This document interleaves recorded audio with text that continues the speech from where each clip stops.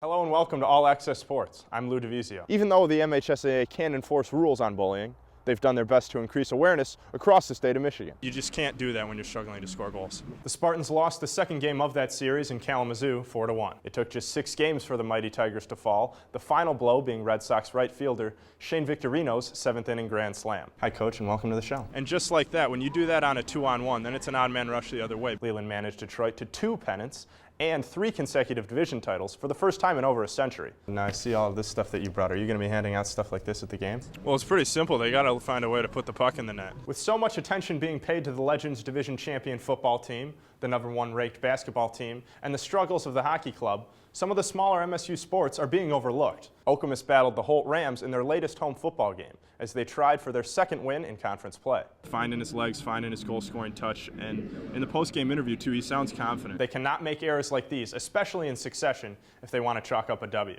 Spartan hockey took to the ice Friday night, facing off against the Western Michigan Broncos.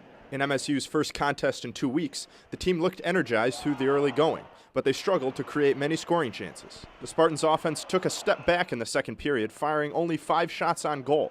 And it was the Western Michigan offense that found the back of the net first on this 2-on-1 goal against goaltender Jake Hildebrand. The score stayed 1-0 in Western's favor until late in the third period. MSU's Mackenzie McEachern took control of the puck after some strong back pressure by line mate Matt Barry. McEachern took the puck down low, but lost control to a Bronco defender who played the puck up past a pinching Spartan D, springing another Western odd man rush, where forward Justin Kovacs made no mistake.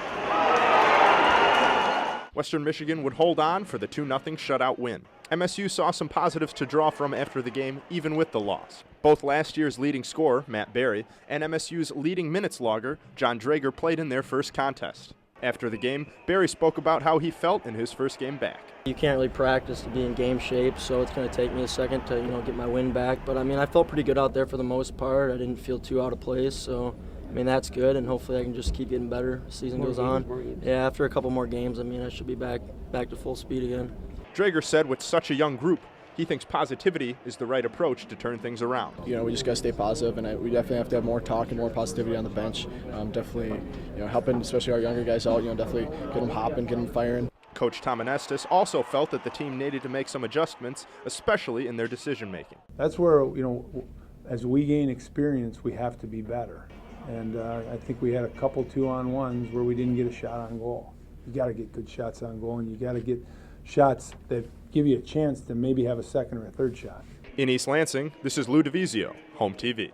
Spartan football played their third game of their season yesterday, taking on the Youngstown State Penguins. MSU came out buzzing and put up 21 points in the first quarter alone, matching their previous week's game total. Running back Jeremy Langford opened the scoring with a 3-yard run, busting through the Penguins' defensive line. Spartan fullback Trayvon Pendleton rounded out the first quarter scoring on this 12-yard pass from quarterback Connor Cook.